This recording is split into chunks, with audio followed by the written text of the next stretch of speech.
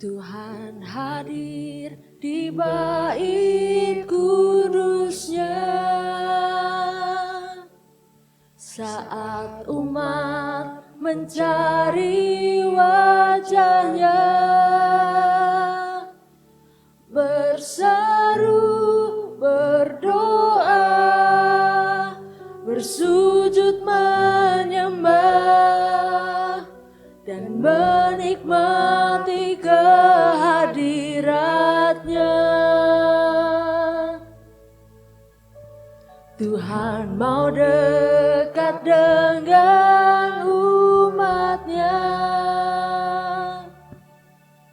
yang datang dengan segenap hatinya, berseru, berdoa, bersujud menyembah dan menikmati kehadirannya. Hadirat-Mu Tuhan, hadirat-Mu memenuhiku, hadirat kudus-Mu penuhi bait-Mu, dan ku tersungkur menyembah-Mu, yang ku nampak hanya kemuliaan-Mu.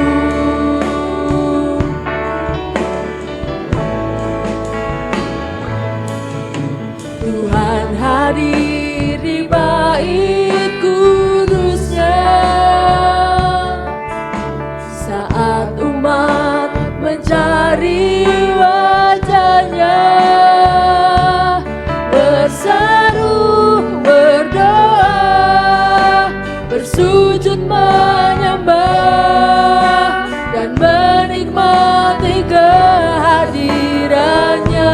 Kami undang Bapak Ibu untuk bangkit berdiri.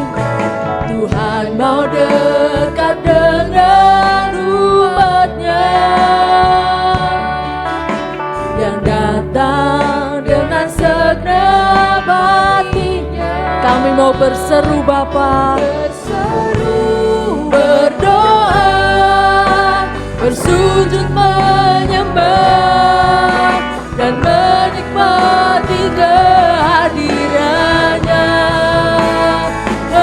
Hadirat-Mu memenuhiku, hadirat kudus-Mu penuhi bait-Mu, dan ku tersungkur menyembah-Mu, yang ku nampak hanya kemuliaan-Mu. Hadirat-Mu memenuhiku, hadirat kudus-Mu penuhi bait-Mu, dan ku tersungkur menyembah-Mu, yang ku nampak hanya kemuliaan-Mu. Kita mau rasakan Bapak Ibu, Tuhan hadir di setiap hati kita. Tempat kita berseru, tempat kita menyembah, tempat kita berserah seutuhnya kepada Dia. Kita mau menyembah Dia lebih dalam lagi. Thank you Jesus. Kami bersyukur Tuhan. Kita mau naikkan ref ini sekali lagi dengan sepenuh hati kita Bapak Ibu. Hadirat-Mu memenuhiku,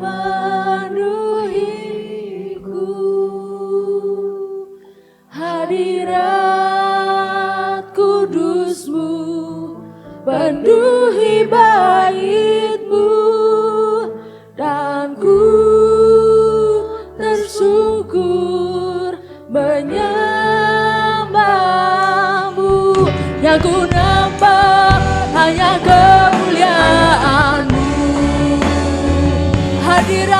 Tuhan. Hadirat-Mu memenuhiku. Yes, hadirat-Mu Tuhan. Kudus-Mu penuhi baitku, dan ku tersungkur menyembah-Mu. Yang ku nampak hanya kemuliaan-Mu, dan ku tersungkur menyembah-Mu. Yang ku nampak hanya kemuliaan-Mu, dan ku tersungkur, dan ku tersungkur menyembah-Mu. Yang ku nampak hanya kemuliaan-Mu. Terima kasih Tuhan, terima kasih. Kami bersyukur pada saat ini Kau boleh berkumpul di tempat ini Tuhan. Kami mau bersorak, kami mau berseru kepada-Mu Tuhan. Kami siap untuk memulai ibadah kami hanya di nama Tuhan Yesus Kristus. Haleluya. Amin.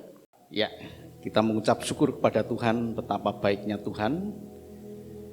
Penyertaan Tuhan sudah kita rasakan lewat hari-hari yang sudah kita lalui.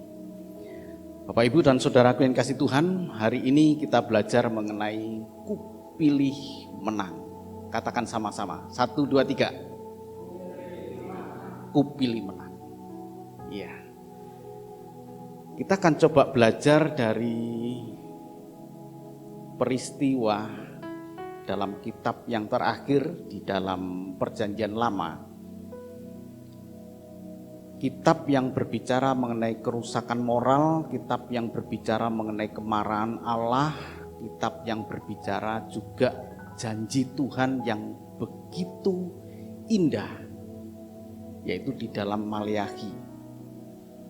Kita buka dalam Maleakhi 1 ayat 2 sampai dengan yang kelima.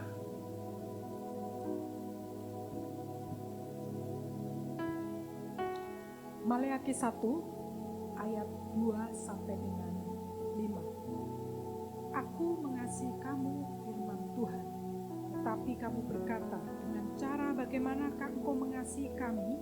Bukankah Esau itu kakak Yakub? Demikianlah firman Tuhan. Namun aku mengasihi Yakub, tetapi membenci Esau. Sebab itu aku membuat pegunungannya menjadi sunyi sepi, dan tanah pusakanya kujadikan padang gurun. Apabila Edom berkata, kami telah hancur, tetapi kami akan membangun kembali reruntuhan itu, maka beginilah firman Tuhan semesta alam. Mereka boleh membangun, tetapi aku akan merobohkannya. Dan orang akan menyebutkannya daerah kefasikan, dan bangsa yang kepadanya Tuhan murka sampai selama-lamanya.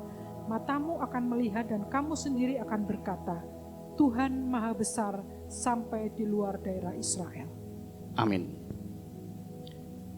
Bapak, Ibu, dan saudaraku yang kasih Tuhan, ya, kitab Maleakhi, kalau tadi Bapak Ibu membaca perikopnya adalah Tuhan mengasihi Israel.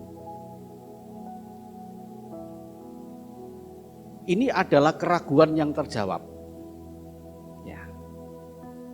Dalam kitab Maleakhi ayat 1 sampai dengan Maleakhi 1 ayat 2 sampai dengan kelima. Intinya adalah bagaimana Tuhan itu menjawab keraguan dari orang-orang Israel. Kita belajar dari orang Israel, Bapak Ibu. Ya. Allah tidak pernah berubah. Amin. Ya. Allah tidak pernah berubah. Allah yang disembah, Allah yang bertindak, Allah yang dipuji oleh orang Israel, Allah yang bertindak tadi saya katakan adalah Allah yang sama yang hari ini kita sembah. Jadi kalau tadi saya katakan Allah tidak pernah berubah, tolong jangan dipahami secara sempit bahwa Allah yang tidak pernah berubah itu adalah Allah yang tidak pernah berubah hanya pada berkat-berkatnya saja. Oh, Allah dulu memberkati, Allah yang hebat, Allah yang maha kuasa, yang membawa orang Israel keluar dari Mesir dengan segala kedahsyatannya, Allah yang tidak pernah berubah. Tapi Allah yang tidak pernah berubah itu juga Allah yang tidak pernah berubah di dalam kemurkaannya. Nah, ini orang kadang-kadang menyisihkan hal ini. Dia hanya sekedar mengingat Allah yang tidak pernah berubah itu adalah Allah yang penuh dengan kasih. Saya sangat percaya bahwa Allah itu penuh dengan kasih, tapi Allah yang penuh dengan kasih itu pun juga punya sisi Allah yang maha murka. Supaya kita punya ketakutan, Bapak Ibu. Jadi kalau kita lihat di sini, perikopnya adalah Tuhan mengasihi Israel. Kenapa perikop ini diambil oleh lembaga Alkitab? Ini tulisan lembaga Alkitab loh Bapak Ibu ya. Perikop itu bukan ada di dalam tapi tiap-tiap negara punya perikopnya sendiri. Tiap-tiap negara. Tiap terjemahan itu. Jadi punya perikop sendiri. Ini memang tidak main-main, di lembaga Alkitab itu ada tim yang memang meneliti secara teolog Alkitab ini. Jadi itu seperti tafsir ya, ahli-ahli tafsir. Kemudian diambillah Allah mengasihi Israel. Kenapa perikop ini diambil? Karena ada keraguan-raguan. Allah mengasihi. Mana buktinya kalau Allah itu mengasihi? Mereka memberontak. Jadi aku mengasihi kamu, kata firman Tuhan. Tetapi kamu berkata, dengan cara bagaimana engkau mengasihi kami? Bukankah Esau itu kakak Yakub? Jadi kalau kita lihat di sini Bapak Ibu ya, ini menuduh Allah tidak setia. Orang-orang Israel dalam ayat 2 sampai dengan 5 ini menuduh Allah tidak setia dan membiarkan mereka hidup dalam kesukaran yang terjadi. Karena ini mereka ngalami Bapak Ibu. Kalau Allah itu baik, ya. Kalau Allah itu baik, kenapa Tuhan membiarkan bangsa Babel itu menindas kami? Orang-orang Kasdim itu menindas kami. Kemuliaan Yerusalem sudah nggak ada lagi. Di mana Allah itu mengasihi kami gitu loh. Mungkin Anda di antara Bapak Ibu yang mempertanyakan hal ini, Bapak Ibu. Tapi ini jawabannya. Menjawab keraguan, tapi aku mengasihi engkau loh. Aku tidak mengasihi Esau. Jadi kata-kata dalam bahasa Indonesia ini, aku membenci Esau, tapi sebenarnya kalau kita lihat Bapak Ibu ya, aku lebih mengasihi Yakub daripada mengasihi Esau. Mungkin ada di antara kita yang merasakan bagaimana Allah mengasihi kami gitu loh. Kami dalam keadaan kesukaran. Ini tahun 586. Ya, orang-orang Yerusalem itu runtuh dan kemudian mereka membalas tindakan Tuhan yang membiarkan Yerusalem runtuh itu dengan membenci Allah. Jadi yang pertama mereka menuduh Allah tidak setia. Yang kemudian Tuhan jawab, aku mengasihi Yakub.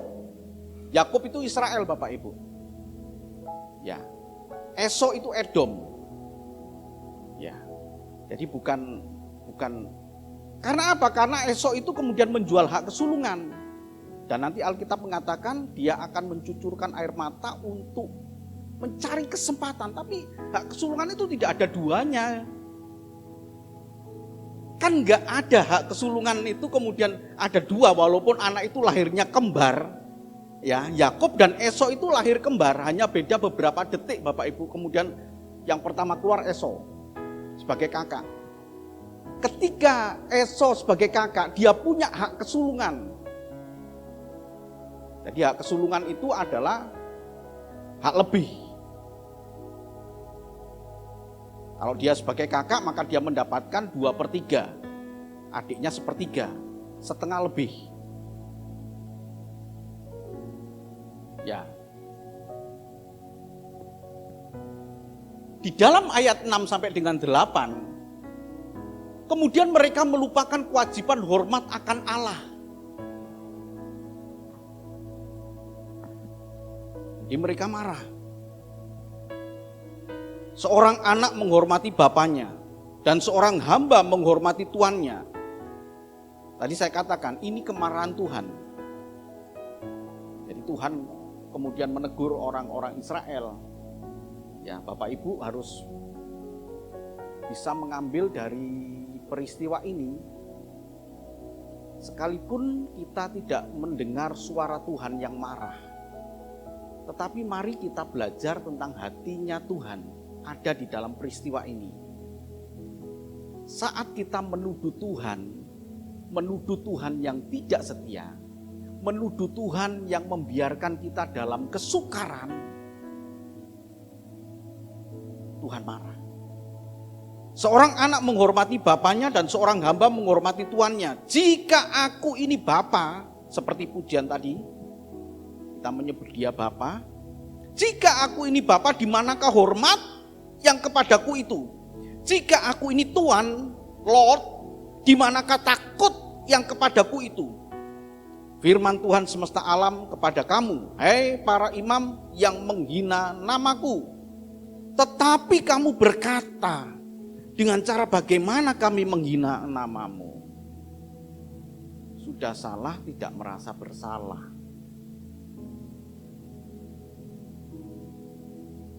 Sudah salah merasa tidak bersalah, Bapak Ibu. Dia mencoba membenarkan diri padahal Allah sendiri berkata, kamu gak hormat. Bagaimana caranya kami tidak hormat? Di dalam pemberontakan itulah, di dalam keraguan tentang ketidaksetiaan Tuhan itu, kemudian Allah menegaskan, aku mengasihi Yakub, supaya mereka merasakan aku mengasihi engkau. Kami sukar Tuhan. Hidup kami sukar. Pada tahun 586 betul-betul masa kegelapan Bapak Ibu. Ya. Sulit untuk diungkapkan dengan khotbah saya bagaimana masa-masa itu yang menjadi masa kekelaman bagi orang Israel. Mereka ditindas. Mereka mengalami penganiayaan. Tapi Tuhan berkata di dalam keadaan semacam itu, aku mengasihi engkau Yakub. Bukan Esau, walaupun Esau itu kakak, tapi aku mengasihi engkau Yakub. Kenapa? Karena Esau sudah menjual hak kesulungan. Dan sekarang yang menjadi kakak sulung secara rohani, kakak sulung itu adalah Yakub yang punya hak kesulungan. Tapi secara lahiriah tetap Yakub adalah adik daripada Esau. Jadi Bapak Ibu Saudaraku, kita bersyukur kepada Tuhan. Lewat renungan ini Tuhan bertanya kepada kita ya. Jadi saya coba, sejak kapan nih? Kapan terakhir kita menuduh Allah tidak setia? Mungkin sampai dengan hari ini. Kapan terakhir kita merasakan dikasihi Allah? Kita merasa dikasihi Tuhan. Kapan terakhir kita merasa sangat mengasihi Allah?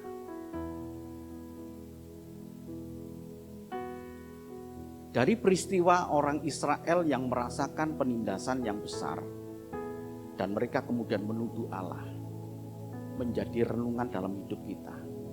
Kapan terakhir kita menuduh Allah tidak setia?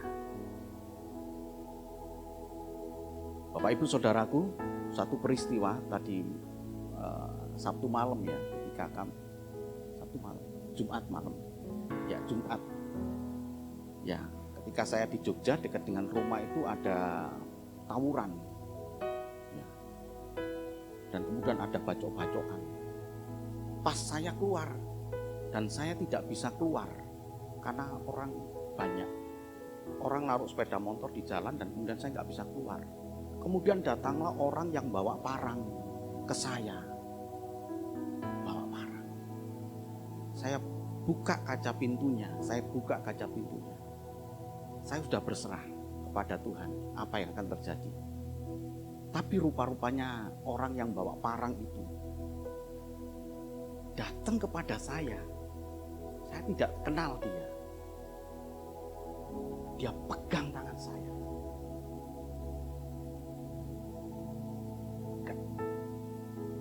Pak, saya habis membacok orang. Orang-orang kemudian jalan terus Pak, jalan terus Pak. Maksudnya supaya jangan saya menghiraukan dia, tapi saya pegang tangan dia. Saya merasakan Bapak Ibu, ya, dia sudah melakukan sesuatu yang salah dan kemudian menyesal. Dan dia butuh orang yang bisa memberikan kekuatan kepada dia. Saya nggak kenal. Saya nggak kenal. Dia pegang tangan saya erat sekali. Dan kemudian saya katakan, kamu baik-baik saja. Mungkin orang-orang itu takut untuk menangkap dia karena dia sedang bawa golok. Ya, kemudian saya katakan, kamu baik-baik saja. Kapan terakhir kita merasa dikasihi Allah? Harusnya ini jauh lebih kuat ketika kita menuduh Allah yang tidak setia. Kenapa kita menuduh Allah? Sekali lagi Bapak Ibu, Allah tidak pernah salah. Allah tidak pernah salah. Yang salah karena kita menuduh Allah tidak setia. Yang salah adalah pemikiran kita bahwa Allah tidak setia. Padahal ini adalah satu proses, masih dalam satu proses Allah mau membebaskan orang Israel jika sudah genap waktunya.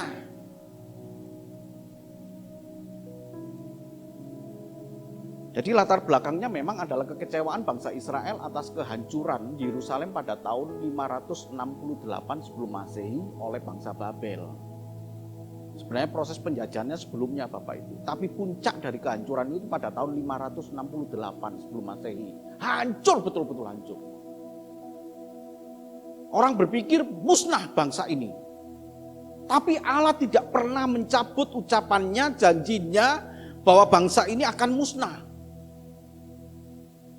Seperti sekarang bangsa Turki akan menghapuskan secara terbuka, ya Presiden Erdogan itu kemudian berkata, kami akan memusnahkan bangsa Israel.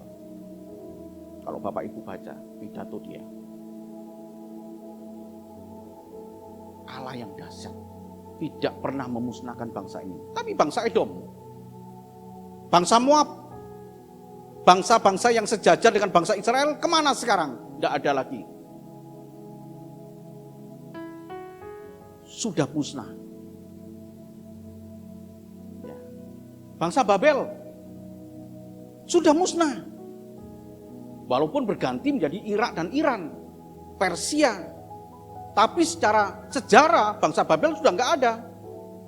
Yang Tuhan sisakan adalah saksi mata perjalanan bangsa Israel. Saksi mata bagaimana kebesaran Allah yang disembah oleh orang Israel, yaitu bangsa Mesir, tetap dipelihara oleh Allah sebagai saksi mata. Sekalipun kecil dengan penduduk sekarang sekitar 9 juta. Bapak Ibu lihat ya, luar biasa itu. Ini bangsa yang betul-betul hebat. Bangsa yang hebat, betul-betul hebat. Saya sudah share, saya sudah beritahukan kepada Bapak Ibu. Dia menciptakan, ya sekarang nggak perlu kita ke McD, ya ke McD itu kemudian motong ayam, kemudian mau makan ikan salmon dan lain, kemudian kita harus jaring ikan di laut. Bangsa Israel tidak begitu. Ya, kalau mau makan di McD, dia hanya butuh sel hidup. Sel hidup dari binatang, dari ayam, sel hidup sedikit saja. Sel hidup itu bisa sampai jutaan Bapak Ibu ya. Ya, tinggal pencet tombol. Beberapa waktu yang lalu, bulan yang lalu itu Perdana Menteri Benjamin Netanyahu itu pencet tombol untuk merasakan makanan salmon dari sel hidup. Jadi nggak perlu jaring ikan di laut, dia hanya butuh sel hidup dari salmon dan kemudian dikembangkan, tinggal mencet tombol. Tik, 3 menit sudah jadi makanan salmon.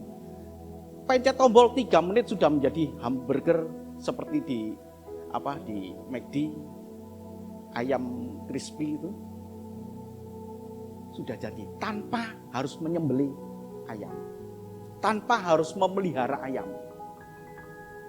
Dan kemudian Benjamin Netanyahu itu makan, ya di YouTube itu makan, dan dia katakan, wah nice, luar biasa enaknya, rasanya sama seperti aslinya dari sel hidup. Bangsa yang hebat. Karena Tuhan, ya, karena Tuhan yang membuat bangsa ini bukan ekor tapi kepala. Janji itu tuh bangsa Israel, dia bukan ekor tapi kepala. Tapi kita lihat ya, di balik itu ada bangsa ini punya kekecewaan. dan kemudian membalas tindakan Allah yang membiarkan kekecewaan itu dengan menghina Allah. Kenapa ini saya tahukan kepada Bapak Ibu, ku pilih menang. Bisa terjadi dalam hidup kita, kita menghina Allah. Bisa terjadi dalam hidup kita, kita marah kepada Tuhan atas perlakuan Allah yang menurut kita Allah tidak adil. Kita baca di dalam Maleakhi 1, Maleakhi 2, Maleakhi 3, itu adalah tindakan balasan dari orang Israel atas ketidaksetiaan Allah. Sampai dia memberikan persembahan, gak usah yang terbaik, kasih kepada Allah yang timpang, kasih kepada Allah binatang yang cacat. Karena mereka marah. Mari lewat perenungan ini Bapak Ibu kita melihat dalam kesukaran hidup kita, dalam kesulitan hidup kita, kesesakan hidup kita, kita mampu melihat rencana Allah yang begitu indah. Katakan amin. Kita pilih menang. Kita pilih menang, Bapak. Ya. Pilihan ada di tangan kita, Bapak Ibu. Kita pilih kalah. Silakan untuk marah kepada Allah. Silakan menuduh kepada Allah bahwa Allah tidak setia. Silakan menjauh dari persekutuan dengan Tuhan. Itu pilihan-pilihan yang ada dalam hidup kita. Tetapi kalau kita memilih untuk menang, kita tetap bertahan di dalam kesukaran hidup kita dengan tetap erat dan semakin dekat dengan Allah yang benar. Yeremia 29 ayat 10 sampai dengan yang ke-14. Ini bagian Bapak Ibu ya. Jadi Yeremia 29 itu sejaman dengan Maleakhi, sejaman. Ya. Yesaya, Esra, Nehemia itu adalah nabi-nabi yang menulis hal yang sama menurut pandangan mereka, tapi mereka tidak bertentangan. Ya. Mereka adalah orang-orang sejaman. Termasuk Maleakhi ini, di dalam kebobrokan, di dalam kerusakan, di dalam keruntuhan Yerusalem itu, Maleakhi melihat tindakan membenci Allah yang merupakan fokus dari Maleakhi itu sendiri. Tapi kalau Yeremia, perimbangan antara Yeremia sebagai nabi ratapan yang berusaha sekuat tenaga untuk menyampaikan pesan Allah kepada orang-orang Israel sambil bercucuran air mata untuk menginsafkan mereka. Ya. Yeremia 29 ayat 10 sampai dengan 14. Di Yeremia 29 ayat 10 sampai dengan 14. Sebab beginilah firman Tuhan. Apabila telah genap 70 tahun bagi Babel, barulah aku memperhatikan kamu. Aku akan menepati janjiku itu kepadamu dengan mengembalikan kamu ke tempat ini. Sebab aku ini mengetahui rancangan-rancangan apa yang ada padaku mengenai kamu. Demikianlah firman Tuhan, yaitu rancangan damai sejahtera dan bukan rancangan kecelakaan, untuk memberikan kepadamu hari depan yang penuh harapan. Dan apabila kamu berseru dan datang untuk berdoa kepadaku, maka aku akan mendengarkan kamu. Tetapi apabila kamu mencari aku, kamu akan menemukan aku. Apabila kamu menanyakan aku dengan segenap hati, aku akan memberi kamu menemukan aku. Demikianlah firman Tuhan. Dan aku akan memulihkan keadaanmu dan akan mengumpulkan kamu dari antara segala bangsa dan dari segala tempat kemana kamu telah kucerai beraikan. Demikianlah firman Tuhan. Dan aku akan mengembalikan kamu ke tempat yang dari mana aku telah membuang kamu. Amin. Bapak, Ibu, dan Saudaraku, saya ke Surabaya. Ya, itu hari Senin ya. Hari Senin saya ke Surabaya sekalian mengantar hamba Tuhan yang melayani tempat ini. Dan saya sebagai Kepala Departemen Sosial dan Diakonia GBT seluruh Indonesia ini. ada pendeta senior Bapak Ibu ya, yang harus saya tengok, karena sebenarnya beberapa bulan yang lalu saya sudah diminta, tapi waktunya saya pikir kapan ya supaya saya bisa efektif gitu ya. Dan kemudian saya lihat jadwal, di sini ada hamba Tuhan yang melayani yang dari Surabaya, sekalian aja lah saya nanti pulang antar beliau, saya akan tengok beliau. Jadi beliau sekitar umur 87 tahun ya. 87 tahun, pendeta senior, orang yang setia, dan bernama Bapak Bernardus Maya. Pak Ferry kenal? Ya, Bapak Bernardus Maya. Saya berjumpa dengan dia sakit diabetes Bapak. Dan dia kakinya itu dipotong di bagian sini, di belakang lutut sini kakinya dipotong. Ketika saya melihat beberapa tahun sebelumnya dia sangat aktif untuk melayani, ketika ada pertemuan-pertemuan dia sangat aktif melayani. Tapi sekarang dia tidak berdaya. Dia ada di tempat tidur dan kemudian membuka selimutnya. Dia panggil saya Nak Rudi, itu kaki saya. Dia angkat dan sudah buntu. Dan kemudian dia tunjukkan tangan yang mulai membusuk. Tangannya sudah mulai membusuk. Seorang hamba Tuhan yang setia melayani, hal itu bisa terjadi. Tapi ada satu kata-kata yang begitu indah yang menguatkan saya dari seseorang yang mengalami kesukaran. Tidak apa-apa. Aku ngalami begini, tidak apa-apa. Keselamatan yang Tuhan berikan kepada saya, itu sudah hadiah yang terbesar buat saya. Langsung tadinya saya ingin memberikan penghiburan, tapi sekarang saya dihiburkan oleh dia.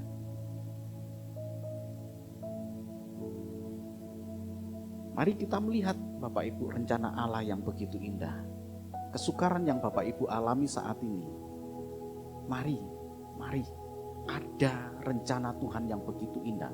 Tuhan tidak pernah merancangkan kecelakaan. Tuhan tidak merancangkan sesuatu hal yang jahat. Tuhan tidak merancangkan yang buruk dalam hidup kita. Sebab aku ini mengetahui rancangan-rancangan apa yang ada padaku mengenai kamu. Demikianlah firman Tuhan, yaitu rancangan damai sejahtera, bukan rancangan kecelakaan, untuk memberikan kepadamu hari depan yang penuh harapan. Ini dikatakan ketika orang Israel di dalam keterpurukan yang besar Bapak Ibu. Sama seperti tadi dikatakan, aku mengasihi Yakub untuk memberikan penegasan tentang keraguan akan ketidaksetiaan Allah. Hati kita dikuasai yang mana Bapak Ibu? Aku pilih menang, bukan kalah. Saya awalnya itu menolak Bapak Ibu ya, untuk menjadi kepala departemen. Terus terang aja Pak Ferry, enggak ada penggantian uang transport, enggak ada penggantian apa-apa. Bayangkan kalau saya pergi kemana-mana Bapak Ibu. Tapi kemudian saya berkata, saya kemudian menerima. Sebelum saya ini sudah mundur beberapa kali orang yang gak tahan. Kalau mereka harus pergi kemana. No, gak ada reimburse. Jadi kalau saya bertahan sampai dengan sekarang, karena saya melihat Tuhan sudah begitu baik. Aku pilih menang. Amin Bapak Ibu. Kesukaran yang Bapak Ibu alami, ada rencana Tuhan yang begitu indah. Ya.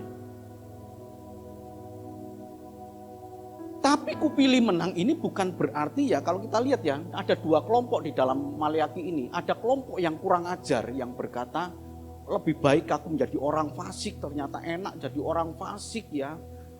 Allah tidak menghukum, Allah tidak menghajar. Bahkan mungkin jadi orang fasik itu diberkati ya, diberkati dalam tanda kutip. Secara materi mungkin bisa enak, hidupnya enak. Silakan Bapak Ibu baca. Saya tidak terlalu membaca di sini secara bacaannya. Tapi ini ada kelompok yang kurang ajar. Bicaramu kurang ajar tentang aku, kata Tuhan. Aku pilih menang Tuhan. Aku bukan kelompok di sini. Tapi ada kelompok yang setia di situ. Dalam Maleakhi 3 ayat 16 sampai dengan 18 ini kelompok yang setia yang berkata, Tuhan peduli. Memang kita mengalami keadaan yang tidak baik, tapi Tuhan peduli.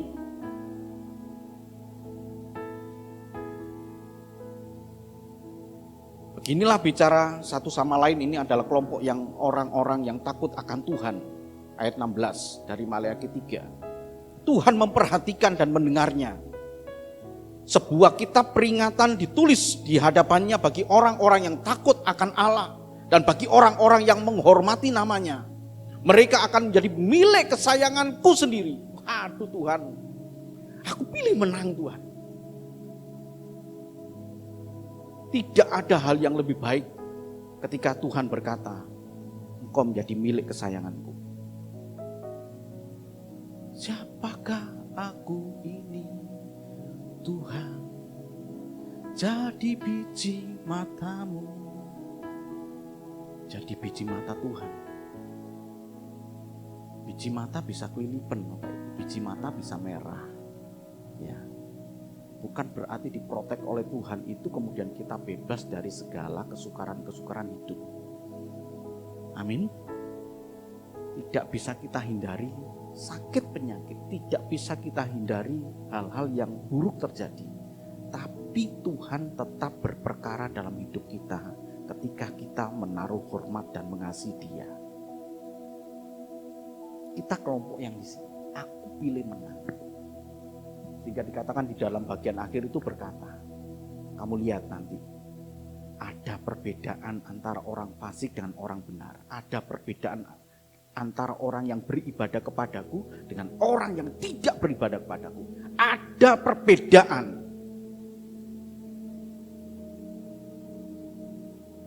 Banyak kesukaran yang dihadapi oleh jemaat di sini. Saya tahu Bapak Ibu. Sakit, ada yang mengalami pergumulan hidup di dalam keluarga. Saya selalu berdoa, Tuhan tolong Tuhan. Seorang anak Tuhan, ya ini anak Tuhan yang iseng kepada saya Bapak Ibu ya. Tapi serius ya, ini apa adanya saya katakan. Ya, kemudian jam 2 itu dia WA kepada saya. Pak Rudi belum tidur. Oh belum, kok tahu kamu? Aku tahu Pak Rudi online. Dia lihat saya sedang online. Karena saya sedang merenungkan firman Tuhan gitu ya. Kemudian saya ingin menulis gitu ya. Dia kemudian, kok belum tidur Pak? Iya, aku sedang berdoa. Jam 2, jam 3, saya sendirian. Saya berdoa buat mereka yang sedang dalam pergumulan. Nah, jadi mari Bapak Ibu dan Saudaraku, tidak bisa kita hindari kesukaran-kesukaran, tapi kita mengambil kelompok tetap setia. Ini adalah satu pilihan. Aku pilih menang. Ketika kita memilih menang, maka syaratnya di dalam Ulangan 28 ayat 1 sampai dengan kedua itu adalah ketaatan dan kesetiaan. Tetapi ada kebodohan iman yang memang memilih untuk kalah. Dalam Ulangan 28 ayat yang ke-15 dikatakan, kalau engkau tidak setia, segala kutuk ini akan menimpa engkau. Jadi ada berkat, ada kutuk. Pada waktu kita setia, pada waktu kita taat, berkat itu mendatangi kita oleh karena Tuhan yang memberkati. Sekali lagi kalau saya katakan begini, Bapak Ibu jangan kemudian pelintir kata-kata saya ini begini. Tapi mana Pak Pendeta, saya sudah mengalami kesukaran hidup. Kita kembali menuduh Allah yang tidak setia. Bapak Ibu Saudaraku yakin dan percaya ada rancangan Tuhan yang belum kita alami dalam proses penderitaan ini yang kita belum alami. Rancangan Tuhan yang penuh dengan damai sejahtera, bukan rancangan kecelakaan. Tadi saya sudah kasih contoh kan, Seorang hamba Tuhan yang setia loh Bapak Ibu. Seluruh hidupnya dipertaruhkan untuk Tuhan, untuk melayani Tuhan. Tapi kok bisa kakinya buntung, kok bisa tangannya busuk. Dan dia sedang, waduh, tangannya ini busuk. Saya salaman di sini. Tapi dia katakan, enggak apa-apa. Ya, saya sudah menerima berkat yang besar, keselamatan yang besar dari Tuhan. Keselamatan di dalam Tuhan Yesus. Wah, luar biasa. Jangan mengambil pada bagian ini yang kemudian kita mencurangi Allah, ya, menuduh Allah, kemudian bertindak dengan ceroboh. Kita ambil bagian ketaatan dan kesetiaan ini, sementara Tuhan memberkati itu adalah bagian Tuhan. Bapak Ibu Saudara yang kasih Tuhan, kecerobohan iman adalah memilih untuk kalah. Ini Esau dikatakan di sini. Ibrani 12 ayat 16 sampai dengan 17, hak kesulungan itu hanya untuk satu orang, yaitu yang sulung. Tapi Esau menjual, sehingga Esau mencarinya sambil mencucurkan air mata, jelas gak dapat. Tolong dibaca Ibrani 12 ayat 16 sampai dengan yang ke-17 supaya kita tahu. Esau memilih yang kalah, Esau memilih yang kalah gitu. Ibrani 12 ayat 16 sampai 17. Ibrani 12 ayat 16 sampai dengan 17. Janganlah ada orang yang menjadi cabul atau yang mempunyai nafsu yang rendah seperti Esau, yang menjual hak kesulungannya untuk sepiring makanan. Sebab kamu tahu bahwa kemudian ketika ia hendak menerima berkat itu, ia ditolak. Sebab ia tidak beroleh kesempatan untuk memperbaiki kesalahannya, sekalipun ia mencarinya dengan mencucurkan air mata. Ya, ada anak Tuhan yang berkata, Pak, itu kok dia berusaha memperoleh kesempatan untuk memperbaiki kesalahannya, kok nggak bisa ya? Jadi bukan kesalahan seperti kesalahan-kesalahan kita, Bapak Ibu. Kesalahan menjual hak sulung. Ada nggak hak sulung yang kedua? Nggak ada kan? Jadi sampai dia mencucurkan air mata, dia tidak akan mendapatkan hak kesulungan. Jadi bukan terus berarti saya sudah berusaha, kalau gitu nggak berusaha dong untuk memperbaiki. Bukan, ini Esau Bapak Ibu yang sudah menjual hak kesulungan. Dia tidak mungkin mendapatkan hak kesulungan, itu nggak mungkin. Sampai mencucurkan air mata dia tidak akan mungkin. Karena hak kesulungan itu sudah diberikan kepada Yakub. Ketika dalam keletihan itu kemudian dia berkata, aku sebenarnya lagi mati, tolong berikan makanan itu. Jual dulu dong hak kesulunganmu. Oke, aku jual hak kesulungan. Dia menganggap rendah hak kesulungan. Makanya apa Bapak? Jangan ceroboh dengan iman. Kebodohan iman ini bisa terjadi.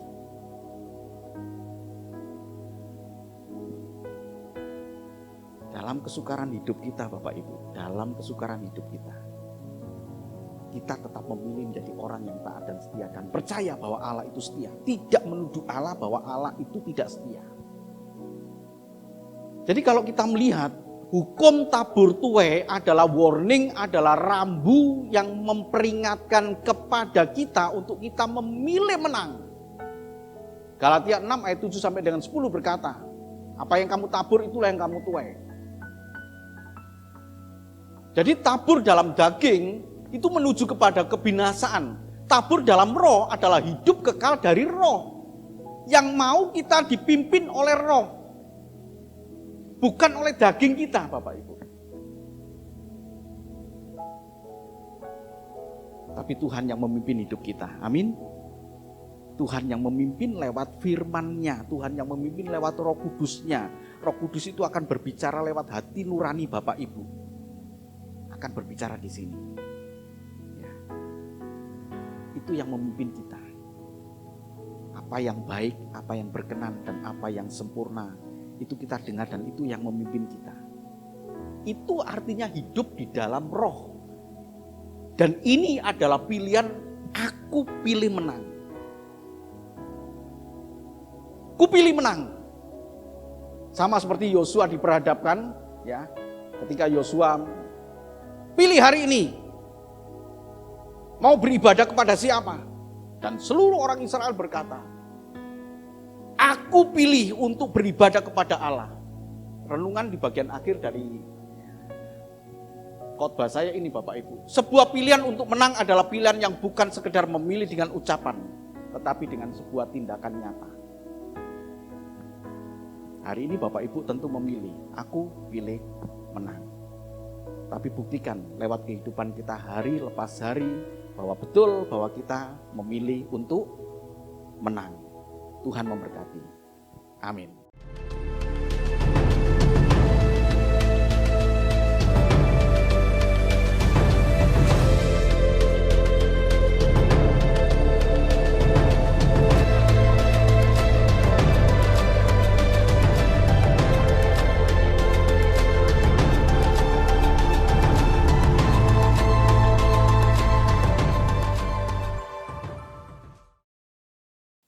Bapa kami yang di surga, dikuduskanlah namamu, datanglah kerajaanmu, jadilah kehendak-Mu di bumi seperti di surga.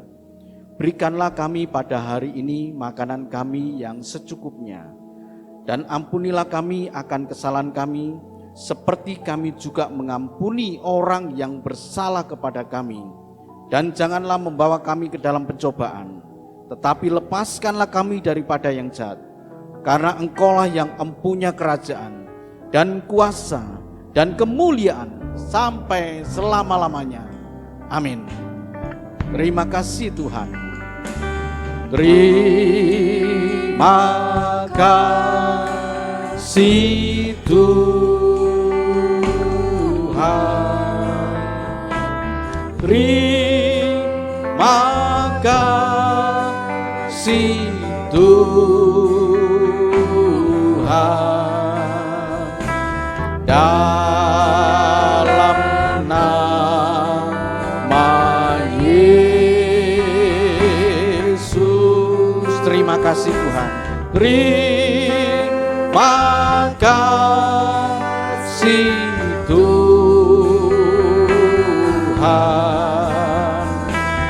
Haleluya.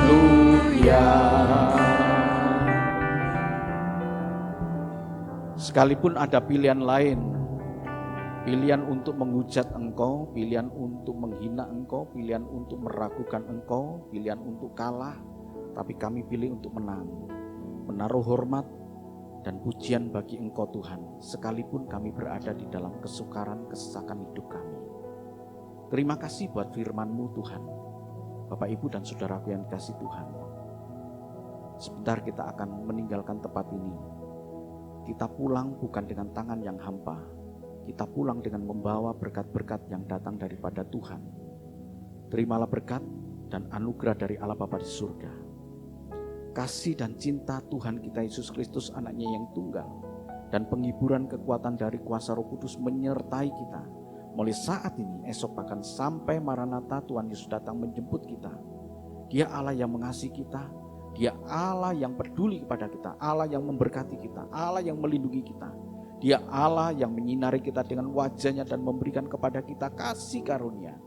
Dia Allah yang menghadapkan wajahnya kepada kita dan memberikan damai sejahtera. Hamba berdoa ya Bapa, untuk anak-anak-Mu, baik yang ibadah di tempat ini maupun yang secara online, Engkau memberkati mereka Tuhan. Dalam rumah tangganya Engkau berkati mereka Tuhan. Dalam usaha pekerjaannya ya Bapa, Engkau memberkati mereka, Engkau buat beruntung, Engkau buat Tuhan lancarkan rezekinya Tuhan.